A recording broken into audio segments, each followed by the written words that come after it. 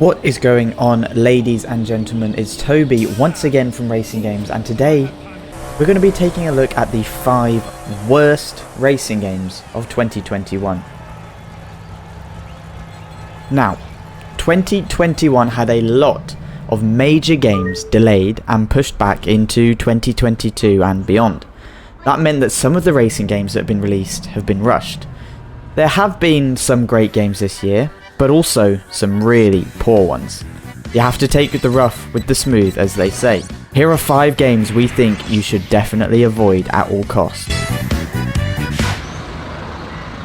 First up, we've got Bus Simulator 21. Now, just because you can, it doesn't mean you should. That's a phrase you can definitely apply to Bus Simulator 21. Some of the simulator games, like Farm Sim 22, are niche but good at what they do. Bus Simulator hasn't quite reached that level though. In fact, it's fallen way short of what we've come to expect from Astragon. There is definitely a market for this type of game, even if it is a small one. There will be some people that love this game, but the vast majority will find it boring. Mechanically speaking, it's not a poor game by any means, but its dull graphics and clunky frame rate definitely won't help endear Bus Simulator 21 to the casual player.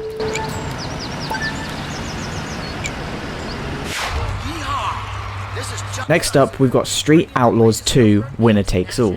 We've detailed at length about how amazing the old Need for Speed games were. Part of the charm behind their success was down to the street racing element to the setting and story. However, Street Outlaws 2 Winner Takes All proves that you can have a dead rubber of a game in this environment. This is a title that passed a lot of us by, and not without good reason. The graphics only looked great when in a cutscene. The cold and sobering reality of the gameplay is very different.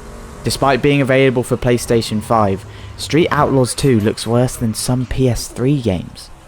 Why we couldn't have proper street racing instead of just drag racing is beyond us.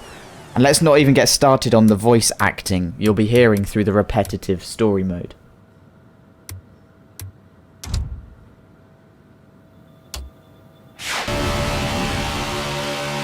In third place, we've got NASCAR 21 Ignition. Now, when racing NASCAR stock cars in a third-party game like iRacing or even Gran Turismo is better than the official game, you know you've got a problem. In our review for a NASCAR 21 Ignition, we stated that there are a few redeeming qualities here. Ignition was meant to reignite the series, but instead all it did was fan the flames of our frustration.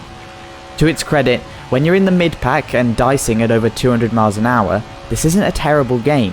However, that's as good as it gets, as Ignition has one of the most basic career modes around. Getting to the circuit as well is a painful endeavour, as the menus are slow to load and extremely clunky even on a top-end PC. We may get a good NASCAR game one day, but this definitely isn't it.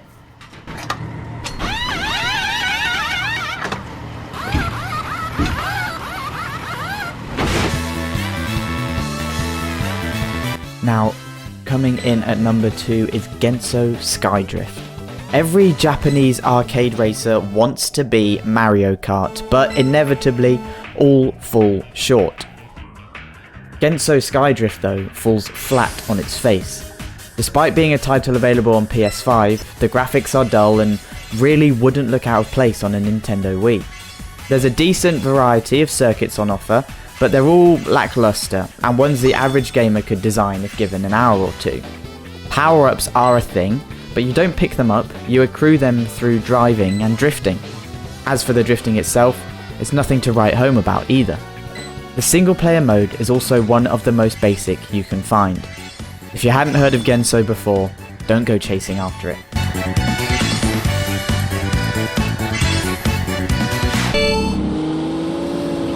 And bringing in the number 1 spot is Taxi Chaos. We've made our love for the original Crazy Taxi game no secret, so we were really looking forward to seeing what Taxi Chaos could offer us at the start of this year. Oh boy, were we disappointed. Choosing a starting point for the inadequacies of Taxi Chaos is almost as arduous as enduring playing the game itself. The developers have attempted to emulate the Crazy Taxi of 20 years ago, but have somehow failed to replicate it. The gameplay is incredibly repetitive and boring. You'll have lost interest after your second pickup.